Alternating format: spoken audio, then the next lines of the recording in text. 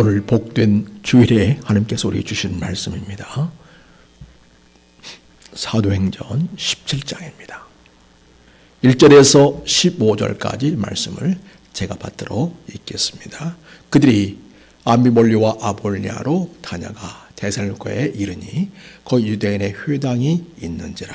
바울이 자기의 관례대로 그들에게 들어가서 새 안식일에 성경을 가지고 강론하며 뜻을 풀어 그리스도가 해를 받고 죽은 자 가운데서 다시 살아나야 할 것을 증언하고 이르되 내가 너희에게 전한 이 예수가 곧 그리스도라 하니 그 중에 어떤 사람 곧 경건한 헬라인의 큰 무리와 적지 않은 교회 부인도 고난을 받고 바울과 실라를 따르나 그러나 유대인들은 시기하여 저자의 어떤 불량한 사람들을 데리고 때를 지어 성을 소동하게 하여 야손의 집에 침입하여 그들을 백성에게 끌어내려고 찾았으나 발견하지 못하매 야손과 및 형제들을 끌고 읍장들 앞에 가서 소리질러 이르되 천하를 어지럽게 하던 이 사람들이 여기도 이르매 야손이 그들을 맞아 들었도다. 이 사람들이 다 가이사의 명을 거역하여 말하되 다른 임금 곧 예수라 하는 이가 있다 하되이다 하니 무리와 업장들이 이 말을 듣고 소동하여 야손과 그 나머지 사람들에게 보석금을 받고 놓아 주니라. 밤에 형제들이 곧 바울과 실라를 배려하러 보내니 그들이 이르러 유대인의 회당에 들어가니라. 베로에 있는 사람들은 데살로니가에 있는 사람들보다 더 너그러워서 간절한 마음으로 말씀을 받고 이것이 그러한가 하여 날마다 성경을 상고하므로 그 중에 믿는 사람이 많고 또 헬라의 귀 부인과 남자가 적지 아니하나. 데살로니가에 있는 유대인들은 바울이 하나님의 말씀을 베레아에서도 전한 줄을 알고 거기도 가서 물을 움직여 소동하게 하거늘 형제들이 곧 바울을 내보내어 바다까지 가게 하되 실라와 디모데는 아직 거기 머물더라. 바울을 인도하는 사람들이 그를 데리고 아덴까지 이르러 그에게서 실라와 디모데를 자기에게로 속히 오게 하는 명령을 받고 떠나니라. 아멘.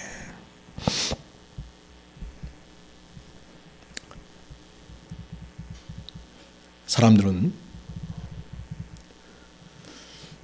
살아가면서 자기가 중요하게 여기는 가치들이 있습니다. 여러분 인생에 있어서 어떠한 가치가 가장 중요합니까? 사람은 나름대로 삶의 목적을 가지고 살아가는데요. 이 삶의 목적을 자아의 지향점이다 이렇게 말합니다. 내가 나아갈 삶의 방향이 바로 삶의 목적이다 이렇게 말합니다. 우리 그리스도인들은 예수 그리스도를 주로 믿는 자들입니다. 우리들은 하나님이 우리를 창조하셨고 우리의 삶의 존재 목적이 하나님을 영원하게 하고 영원토록 그분을 즐거워하는 것이다. 이렇게 우리에게 말씀해 주시고 있습니다. 그래서 우리는 어떻게 하면 주님을 기쁘시게 할까? 내가 오늘 어떤 선택을 통해서 하나님의 마음에 합당하게 살아낼까? 그것이 우리의 삶의 지향점을 따르는 삶의 선택이다. 이렇게 말할 수가 있겠습니다. 무엇보다도 복음을 받고 예수를 믿는 사람들은 내가 복음을 받아 예수님 안에서 진정한 자유인이 되고 하나님의 자녀가 되고 하나님 나라의 권세를 받고 이 땅에서 하나님 나라를 이루는 거룩한 주의 백성으로 살아가는 것을 기뻐하고 감사해야 합니다. 동시에 복음을 받았기에 내가 복음을 받아서 내 인생이 새로워지고 있고 변화되고 있고 내 인생의 궁극적 삶 목적이 하나님께 두게 되어 이 세상에서 어떤 상황에서도 굴하지 아니하고 낙심하지 아니하고 하나님께 소망을 두고 살아갈 수 있는 인생이 된 것을 감사하면서 아직 하나님을 모르고 살아가는 사람들, 아직 예수님을 알지 못하고 살아가는 사람들에게 나도 그들에게 복음을 전해줘야지. 내가 받은 것을 그들에게도 전해 주어야지. 이렇게 삶의 지향점을 다른 사람들에게도 두고, 그리고 그들에게 복음을 전하고 그들이 하나님을 만나게 되고, 그래서 하나님께 기쁨과 영광이 되는 인생, 참된 자유와 기쁨을 누리는 그런 삶을 살도록 돕는 그와 같은 역할을 해야 되겠구나. 그것이 바로 신자의 삶의 모습이다 할 수가 있겠습니다. 사랑하는 여러분, 바울은 사나 죽으나 자기 인생의 주님께 기쁨이 되기를 소원했고, 주님이 가장 기뻐하시는 것은 다른 영혼들에게 복음을 전해서 그들이 죄와 사망의 권세에서 해방되고 예수 그리스도의 생명과 하나님의 나라를 받아 누리는 삶을 사는 것이라고 생각을 했습니다. 그것이 자기 인생의 존재의 목적이었고 삶의 가치 지향점이었습니다. 이러한 바울이 이제 복음을 전할 때 아시아 쪽에서 계속 전하려고 했는데 성령께서 그를 이제 유럽 쪽으로 인도하셔서 유럽의 첫 성인 빌보에서 복음을 전했습니다. 우리가 지난주에 살펴본 말씀처럼 거기에서 누디아를 만났고 누디아 온 가족의 구원을 받았습니다. 귀신 들려서 점치는 여인을 만났고 그 귀신을 쫓아내어 한 사람을 온전히 구원하고 회복하는 역사를 이루었습니다. 억울하게도 말도 안 들은 이유로 감옥에 갇혔지만 그곳에서 찬송하고 하나님께 간절히 기도하면서 풀려나게 되었고, 그 간수장 집안 식구들이 다 예수를 믿고 복음을 받아들이게 되었습니다. 자, 이렇게 놀라운 구원 역사를 이루고 거기서 계속 복음을 전한다가 장소를 옮기게 되는데 암비볼리를 지나서 어디까지 왔냐면 데살로니가에 오게 되었습니다. 오늘 우리가 읽은 본문은 이 데살로니가에서 일어난 일들과 그리고 더 나아가 베레아에서 일어난 일들까지 우리가 말씀을 읽었습니다. 10장은 어디까지 다루고 있냐면 아덴, 그러니까 지금 아테네죠. 아테네까지 가서 복음 전한 이 사실 우리에게 알려주고 있습니다. 여러분, 이 복음을 전할 때는 참 여러 일을 경험하게 됩니다. 오늘 바울 사도께서 경험한 일을 우리가 살펴보면서 우리도 이 세상에서 삶의 지향점을 하나님 아버지께 둔 만큼 또한 삶의 지향점을 아직 그리스도를 만나지 못한 인생들을 향한 관점을 가지고 그들에게 다가가는 그런 삶의 태도가 우리에게 필요하겠습니다. 여러분, 먼저 우리가 복음을 전할 때 복음이 순조롭게 잘 이렇게 전해지기도 하고 그래서 믿는 자들이 생기는 기쁨을 누리게 됩니다. 바울 사도는 데살로니가에서 그런 열매를 맛보았습니다. 바울은 이들에 보면 관례대로 전통적으로 했던 것처럼 이 데살로니가에 있는 사람들에게 들어가서, 자, 여기는 유대인들이 있겠죠. 새 안식일에 안성결 가지고 강론을 했다. 그러니까 회당에 들어가서 새 안식일 동안, 그러니까 21일이 되겠죠. 3주니까 20일 동안 성경 말씀, 이 성경 말씀은 구약 성경이 되겠죠. 그 말씀 가지고 강론을 했다 이렇게 말합니다. 뜻을 풀었다 말합니다. 무슨 뜻을 풀었는가? 구약 성경에 이미 그리스도께서 고난을 받고 죽은 자 가운데서 다시 살아야 할 것을 알려주는 성경 본문을 가지고 이분이 오셨습니다. 이분은 우리를 위해서 이 땅에 함께 사셨고 우리를 위하여 십자가에 죽기까지 하셨습니다. 그러나 그분은 다시 살아나셨습니다. 지금은 하늘 보좌에 계시고 우리에게 성령을 주셔서 이제는 예수를 믿는 자마다 성령님께서 내주하시어 우리의 삶을 인도하십니다. 그러니 우리 모두는 이제 예수 그리스도를 믿어야 합니다. 그것이 하나님의 뜻입니다. 구약성경에서 이미 예언한 그 말씀의 성취가 예수를 통해서 이루어졌고, 그 예수께서 바로 하나님이 보내신 우리의 메시아 이 시기에 우리는 예수를 믿어야 합니다. 이렇게 말씀을 잘 풀어서 설명을 해 주었습니다. 4절 보니까 그 복음을 전한 결과가 나와 있는데, 그중에 어떤 사람 곧 경건한 헬라인의 큰 무리와 유대인들이 복음을 받으렸다. 이 말은 여기 없어요. 근데 이 경건한 헬라인들은 비록 이방인이지만 그들이 할례를 받고 유대 공동체에 함께 참여하여 함께 예배하고 함께 삶을 나누는 그런 사람들입니다. 하나님을 경유하는 사람들이죠. 근데 그런 사람들은 예수님을 주로 영접했다는 것이죠. 그리고 적지 않은 귀부인도 고난을 받고 바울과 실라를 따랐다, 이렇게 말하고 있습니다. 그래서 여러분, 이 대성관에서 바울이 복음을 전할 때 회당에서 이렇게 주님을 주로 영접하고 구원받는 휴심의 역사가 있어서 바울은 큰 기쁨을 가질 수 있었습니다.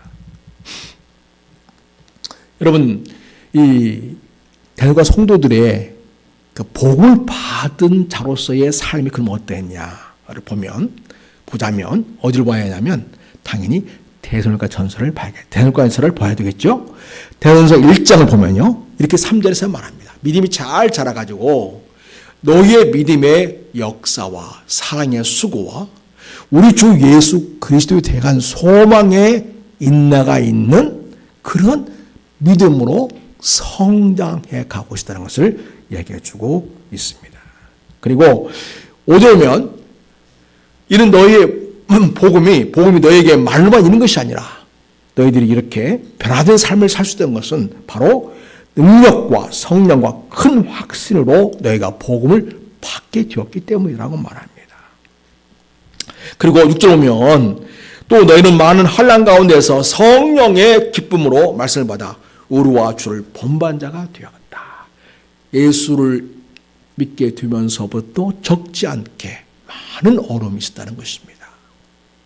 그렇지만 많은 환난 가운데서 성령의 기쁨으로, 성령께서 주시는 기쁨 가운데서 말씀을 받고 우리와 주를 본받는 자가 되었다. 그래서 믿음이 성령을 통하여 성장해 가는 모습을 이야기해 주고 있습니다. 그리고 7절 보면 그러면 너희가 마게도냐와 아가야는 모든 믿는 자의 본이 되었다. 더 나아가서 다른 지역의 사람들까지도 본이 되는 선한 영향력을 보여주는 그런 믿음으로 성장했습니다. 그래서 8절 보면 주의 말씀이 너희에게로부터 마게도냐와 아가야에만 들릴 뿐 아니라 하나님을 향하는 너희 믿음의 소문이 각처에 퍼졌다. 그래서 우리는 아무 말도 할 것이 없다. 너무나 자랑스럽고 너무나 기뻐서 더 이상 말할 것이 없다. 그런 의미가 되겠죠. 이렇게 바울과 예수를 본받는 그런 삶을 그들이 살고 있었고요. 많은 환난이 있었지만 그 환난을 잘 견디고 인내하면서 믿음의 역사와 사랑의 수고와 소망의 인내를 보이는 그런 믿음으로 성장하여 소문난 그런 신앙으로 자라고 있음을 보게 됩니다. 바울이 데살로니가에 가지 않았더라면 결코 있을 수 없는 일이겠죠. 그러나 성령께서 인도하시는 대로 순종하여 이제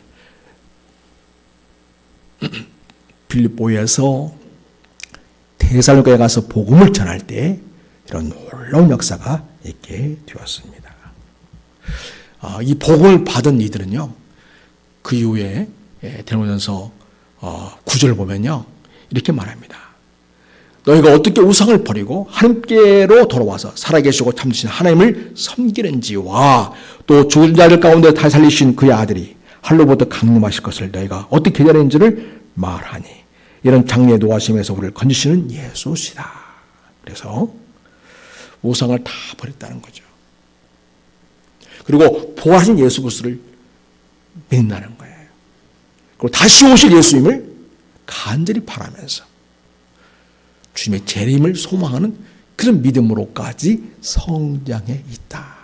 이렇게 자랑스럽게 내가 성도들의 믿음을 칭찬하고 지금 기쁘게 여기고 있음을 보게 됩니다. 이렇게 여러분 바울이 복음을 전함으로써 데살로니가에 믿음의 사람들이 생겨나게 되었고 그들의 믿음은 아름답게 성장해서 지역사회에 선한 영향력을 끼치는 본된 그런 모습의 믿음이었다. 이렇게 우리에게 알려주고 있습니다. 이렇게 여러분 내가 전한 복음을 통해서 사람들이 변화가 일어나고 그 가정이 변화되고요. 그 인생이 변화되고 그래서 하나님의 놀라운 삶을 경험하는 그런 인생이 된다는 것을 기억하고 우리가 바울처럼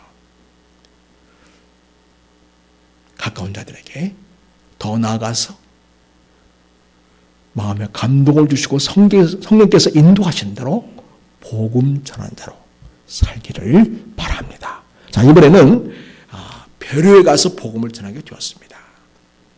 성도 여러분, 우리가 복음을 전할 때에 하나님의 말씀에 대한 열정을 보이면서 그 믿음의 성숙이 이루어지는 그런 역사가 있게 되고 믿는 사람이 생기는 것을 보게 됩니다. 10절 이하에 보면 오늘 본문의 10절 이하에 밤에 형제들이 고 바울과 실라를 베로를 보냈다. 유대인 회당에 들어갔다.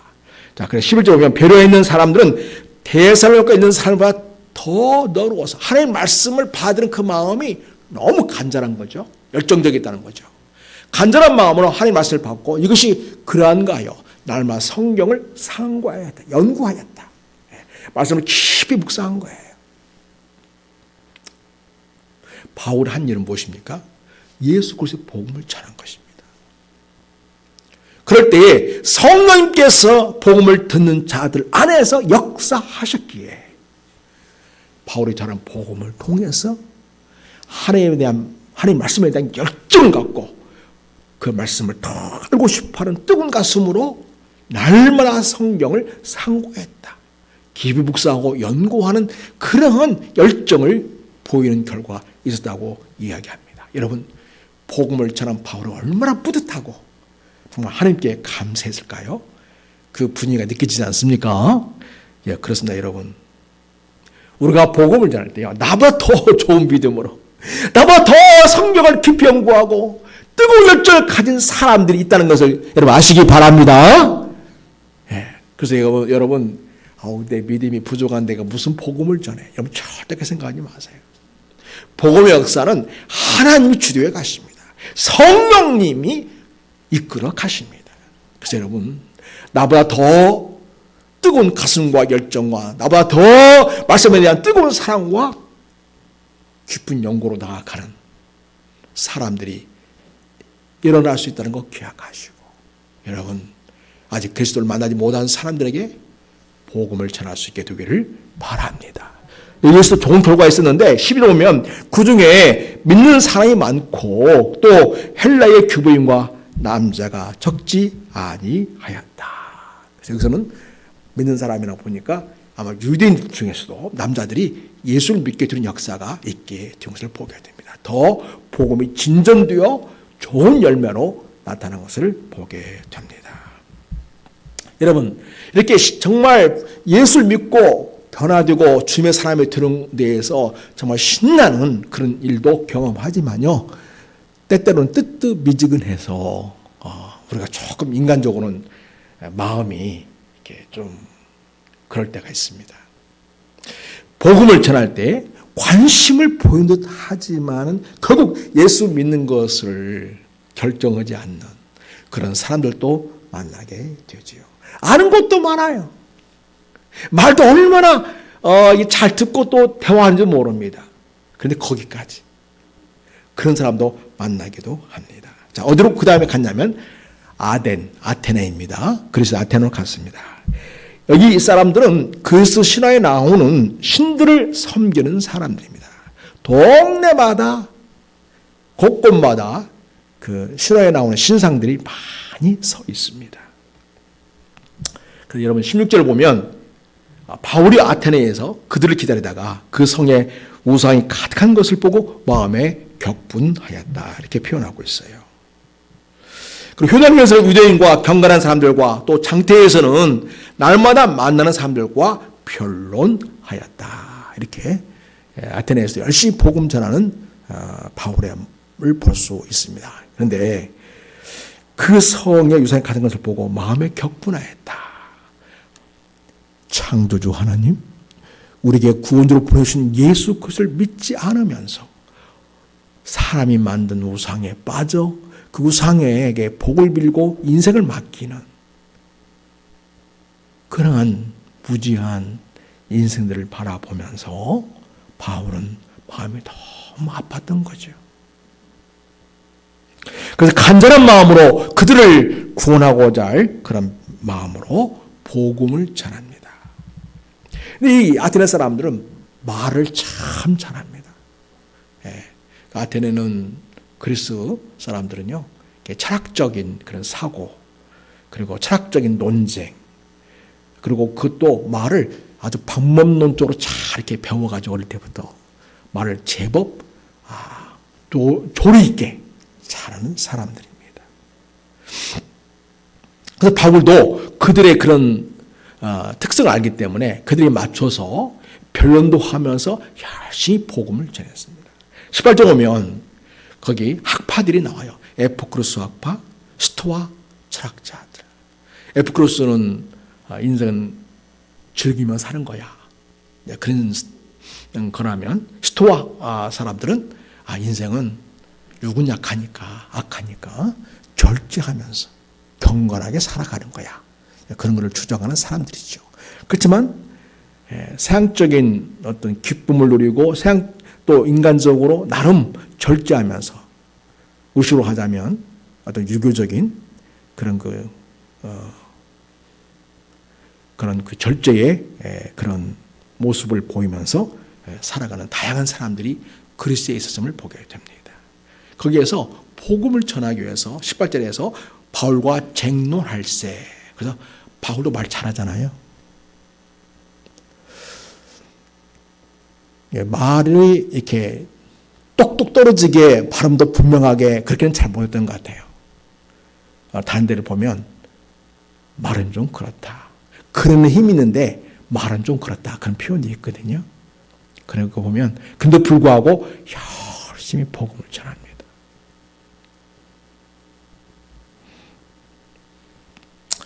심지어는 사람들이 이 사람이 도대체 뭔 말을 하려고 하는 거야. 그렇게 하는 사람도 있었고요. 어떤 사람이 이러되 이방 신들을 전하는 사람인가 보네. 이렇게 또 이야기합니다. 바울이 누구를 전했겠어요? 예수님의 부활을 전하고 있었습니다. 그들은 이런 이야기는 처음 듣거든요. 근데 이 아테네 사람들은요, 이런 처음 듣는 이야기를 굉장히 좋아하는 사람들입니다. 그걸 즐겨해, 그걸 즐겨하는 사람들이죠. 그러나 바울이 전하는 그들이 새로 듣는 인간이 와서 주를 위하여 죽었고 다시 살아나셔서 하늘 보좌에 계신다. 이런 얘기 들을 때에 신기하게 받아들이긴 하지만 그러나 그 예수를 자기 인생의 구원자로 주로 영접하지 않는 모습을 보였던 거죠. 30절 오면 그들의 반응을 볼 수 있는데 그들이 죽은 자의 부활을 듣고 어떤 사람은 조롱도 하고 어떤 사람은 이 일에 대해서 네 말을 다시 들어보겠다 해서 하면서 그들 가운데서 바울에게서 떠났다 이렇게 표현하고 있습니다. 바울은 이 아테네 사람들과 함께 이야기하면서 그들의 종교성을 인정해 주었습니다. 참 당신은 범사에 종교성이 참 많습니다. 곳곳에 우상들이 있잖아요. 곳곳에 신상들이 있지 않습니까? 그걸 보면 그 자체가 뭘 보여줘요?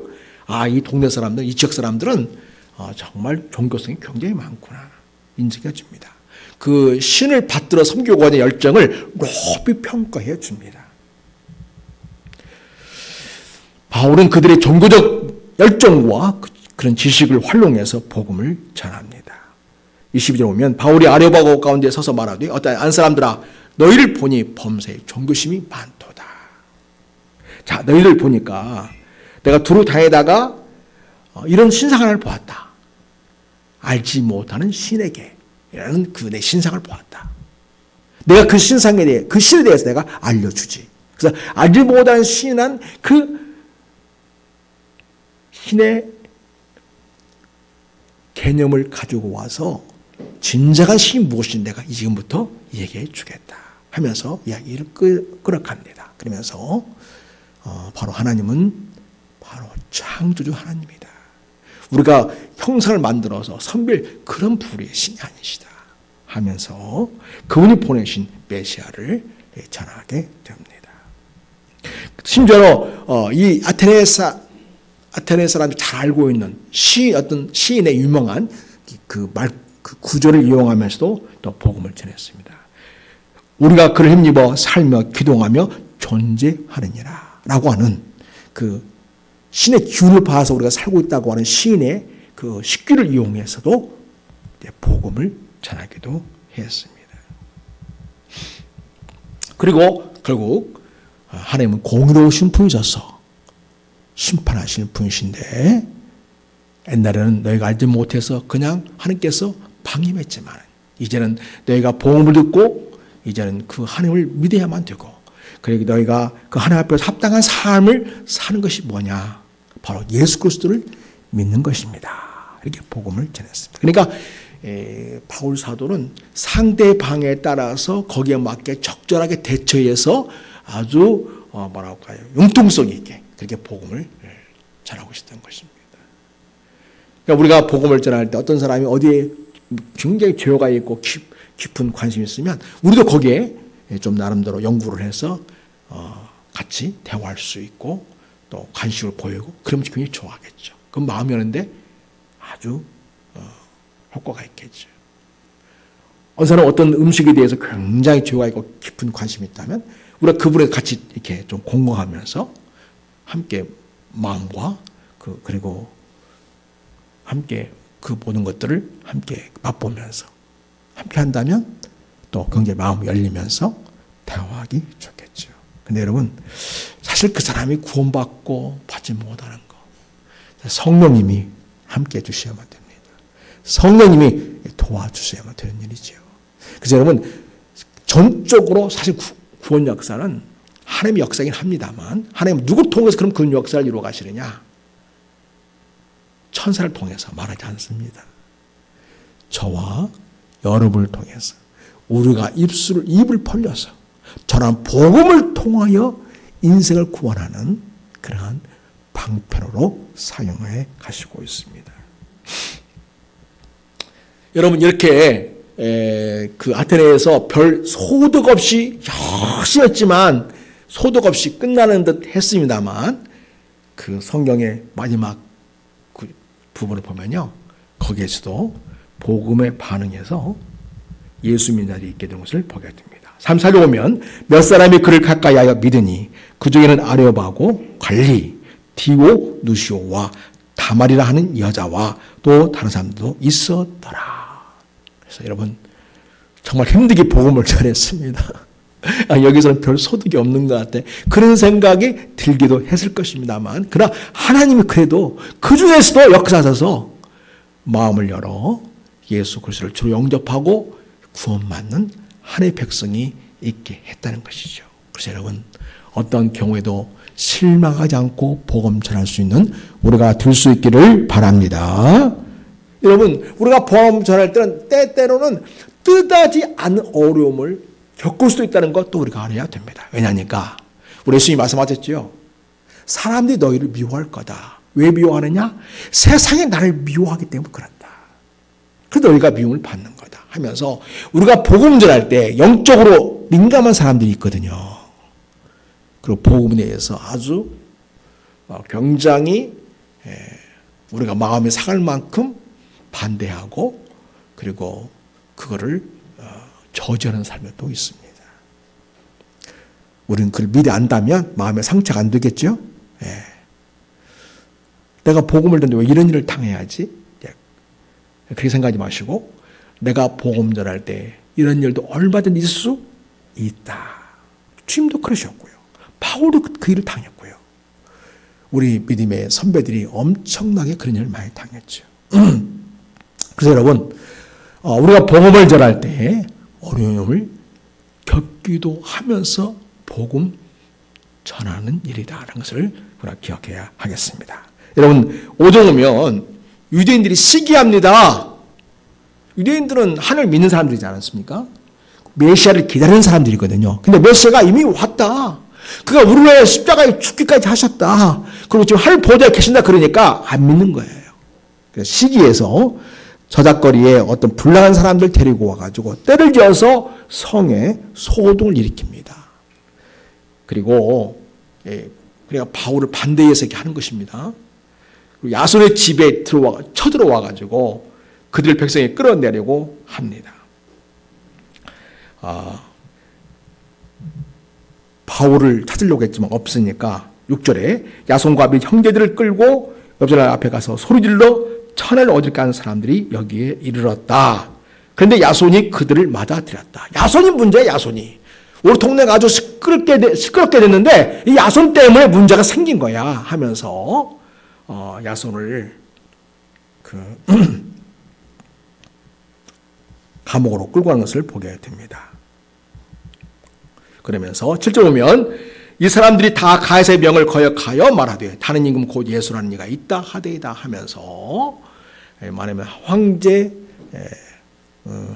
불복종 예초로 고소하는 걸 보게 됩니다. 다행히도 9절에 보면 야손과 그 남은 사람들에게 보석금을 받고 이들을 놓아주었다 이렇게 해서 그래서 잘 이렇게 마무리가 되었습니다.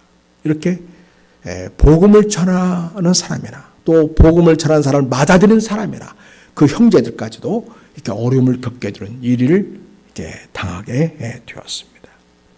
복음 전할 때 이렇게 예상치 못한 어려운 일을 우리가 만나고 힘든 일을 겪을 수도 있다는 거 우리는 기억하면서 그러나 그 모든 일을 뛰어넘어 성령께서 역사심으로써 구원 역사가 일어나고 하나님의 자녀로 세워지는 놀라운 일이 복음 전할 때 일어난다는 것을 꼭 기억해야 하겠습니다. 자, 여러분 또 베로야에서도 어려움을 겪었습니다. 베로야에서는 데살로니가에서 바울을 잡아서 말하면 어떤 조치를 하려고 했던 그 사람들이 베로야에서 지금 바울이 복음 전한다 이 소식을 듣고 베로야까지 내려온 거예요. 베로야까지. 하여튼 유대인들 보면 열정은 정말 대단해요. 아주 끈질기죠. 여러분 사울 보세요. 사울이 예수 만나기 전에 예수 믿는 사람을 잡아 가두려고 어디까지 갔다고요?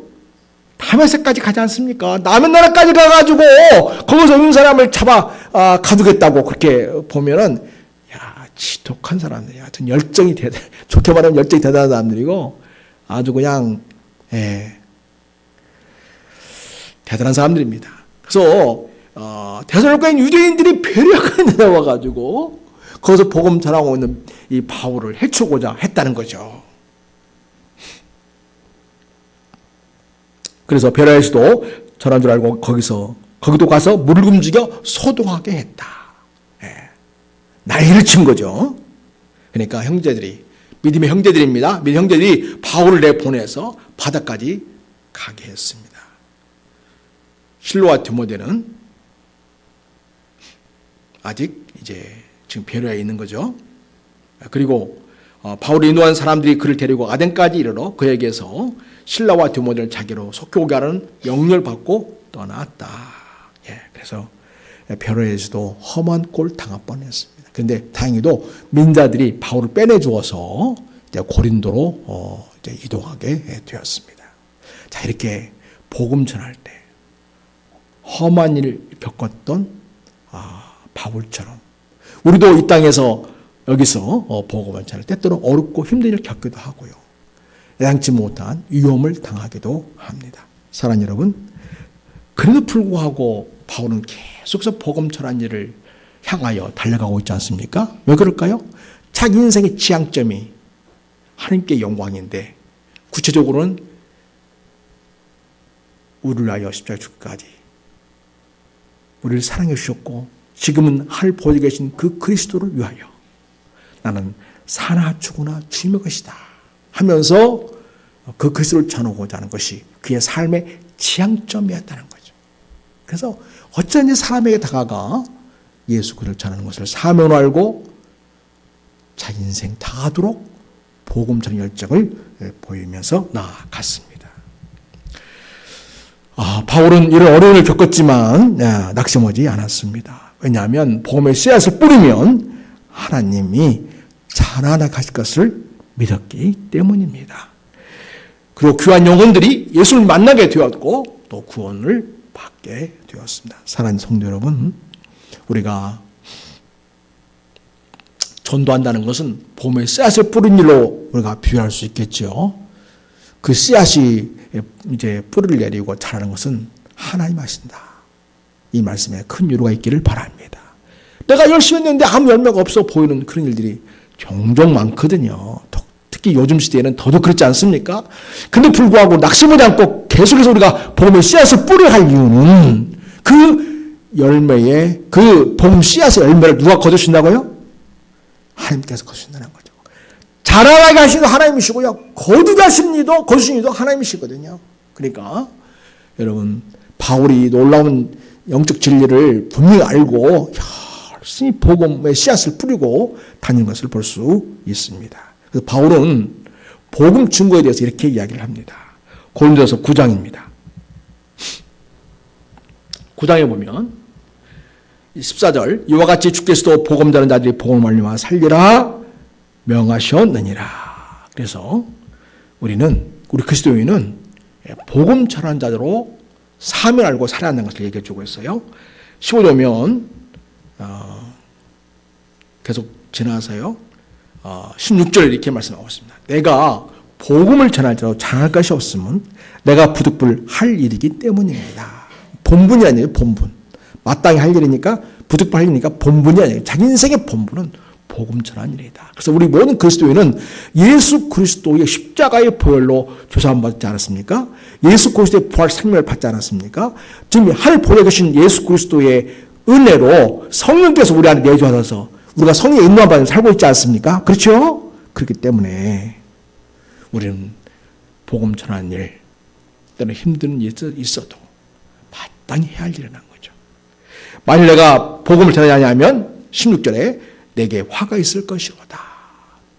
그 정도까지 말하면 복음에 대한 강렬한 사명감을 가지고 복음 전하는 일에 열정을 보이는 것을 보게 됩니다. 17절에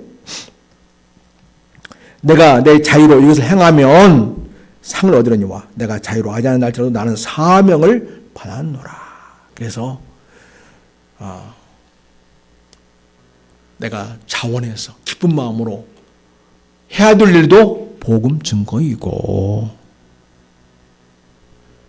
또 복음을 판자로서 복음을 이제는 전해 주어야 할 위치에 있는 사명으로 알아서 자는 것도 나의 일이고 그래서 사도는 하나님 주님부터 명을 받았기 때문에 나는 이것을 부득불 할 일이다 이렇게 말하고 있습니다. 사랑하는 여러분, 우리 모든 그리스도인은 예수 그리스도의 제자입니다. 제자의 삶은 무엇입니까? 주님을 따르는 삶입니다. 주님을 따르는 자의 삶의 핵심 무엇입니까? 복음 전하는 일입니다. 사랑하는 여러분, 우리 이 시대에 예수 그리스도의 제자이고 복음 전하는 일에 부름을 받았습니다. 성도 여러분, 우리 각자 다른 직장과 일을 통해서 많은 사람을 만나게 됩니다.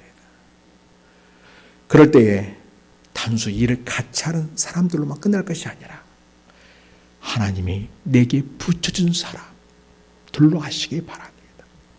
하나님의 직장을 통해서 내게 붙여준 사람들 또 만남과 교제를 통해서 사람을 새롭게 만나게 될 때 하나님이 내게 붙여준 사람들 뭐 하라고?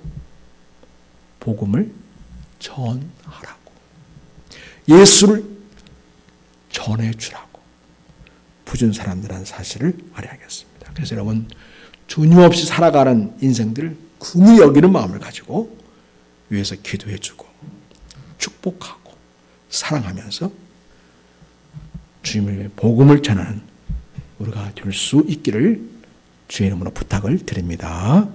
하나님 아버지 감사합니다. 우리가 복음을 받았으니 이제 저에게 복음 전할 사명이 있습니다. 부득불 한다 할지라도 또 기쁨으로 한다 할지라도 모든 일을 주께서 우리에게 맡겨진 사명을 이룬 일이 오매 제가 이 모든 일을 감당할 수 있기를 원합니다. 그래야 주님을 통해서 새로운 인생이 되고 변화되어서 그 인생이 예수 그리스도의 생명을 소유하게 하시고 그 인생이 변화되어 행복한 가정, 기쁨 넘치는 가정, 한나라의 소망을 가지는 가정들이 되기를 원합니다. 성령님이 강력하게 임재하시고 역사하시는 놀라운 하나님의 가정이 되기를 원합니다. 이런 역사를 가져오는 놀라운 축복 역사를 이루는 여기 머리 숙인 주의 자녀들이 다 되게 해주시옵시고 주님의 신실한 제자로 이 시대에 복음 전한 대로 살아가는 우리 모든 교우들이 되게 하시옵소서. 예수님의 이름으로 축복하며 기도드립니다. 아멘.